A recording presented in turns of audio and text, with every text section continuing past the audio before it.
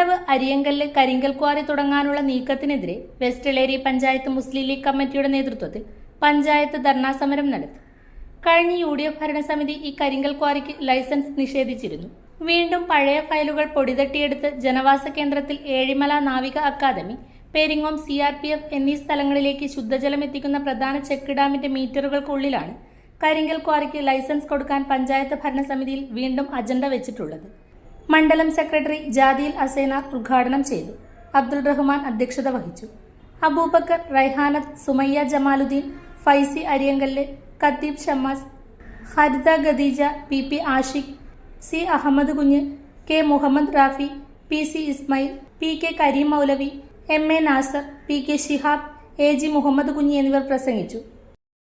കഴിഞ്ഞ പതിറ്റാണ്ടുകൾക്കപ്പുറം ചെറിയ രീതിയിൽ കല്ലുകൾ പൊട്ടിച്ചപ്പോൾ ആ പ്രദേശത്തുള്ള 10-15ഓളം വീടുകൾക്ക് വിള്ളലേൽക്കുകയും തറകൾക്ക് വിള്ളലേൽക്കുകയും ചെയ്തപ്പോൾ ആ പ്രദേശത്തെ ജനങ്ങൾ ആ കോറ നിർത്തിച്ചു. അന്ന് ഇത്ര വലിയ വീടുകളൊന്നും ആ ഭാഗത്തില്ല.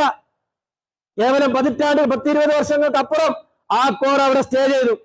അവിടെ നിന്നിങ്ങോട്ട് വീണ്ടും പുതിയ കാലഘട്ടത്തിൽ നല്ല വരുമാനം കരിങ്കൽ കല്ലുകൾക്കും മെറ്റലുകൾക്കും വലിയ സാമ്പത്തികം ലഭിക്കുന്നത് കണ്ടപ്പോൾ നാടിന്റെ പല മേഖലകളിലും നമ്മുടെ ഭൂമിയുടെ നിലനിൽപ്പ് പോലും ശ്രദ്ധിക്കാതെ കണ്ട് കോറ മുതലാളിമാർ പണമുണ്ടാക്കുക, പണം ലാഭം കൊയ്യുക എന്ന ഉദ്ദേശത്തോടു കൂടി ഈ രാജ്യത്തിന്റെ വിവിധ ഭാഗങ്ങളിൽ കോറികൾക്ക് പ്രവർത്തനം തുടങ്ങിയപ്പോൾ പല മേഖലയിലും പ്രശ്നങ്ങൾ ഉണ്ടായിട്ടുണ്ട്.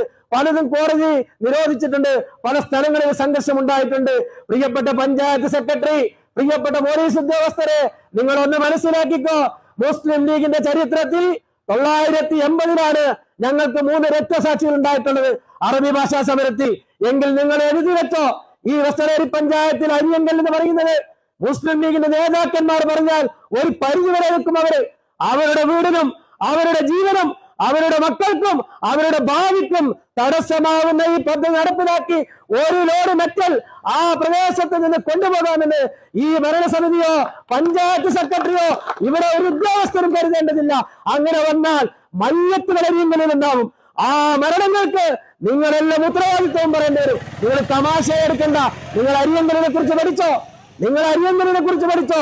ഏതെങ്കിലും എയർ കണ്ടീഷൻ ആളിലിരുന്ന് ലക്ഷങ്ങൾ വാങ്ങി കീശയിലിട്ട് പെർമിഷനും കൊടുത്ത് ഇതങ്ങ് സുഖിക്കാമെന്ന് കരുതിയാൽ അതങ്ങനെ മുന്നോട്ട് അരിയങ്കലിൽ വെച്ച് നിങ്ങൾക്ക് കൊണ്ടുപോകാൻ സാധിക്കുകയില്ല.